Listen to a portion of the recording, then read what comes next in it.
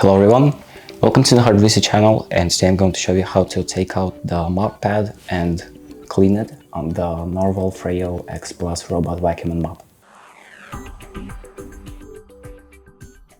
So the first thing we're going to do is flip our robot around on its back, and here we have our mop, so this top part right here.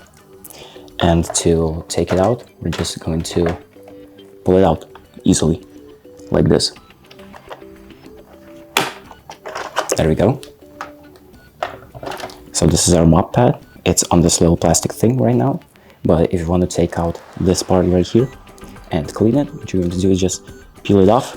It has this Velcro on the back, so you just peel it off like this. And now we're going to just find in which direction we want to slide. So this has an open edge, so we're going to just slide the mop out in that direction. And now you can just clean this mop and put it back in by sliding it back like this and sticking it back to the Velcro. Now we're going to place it back, and that's it. The mop has been replaced. Thank you for watching. I hope this video helps, and make sure to like and subscribe.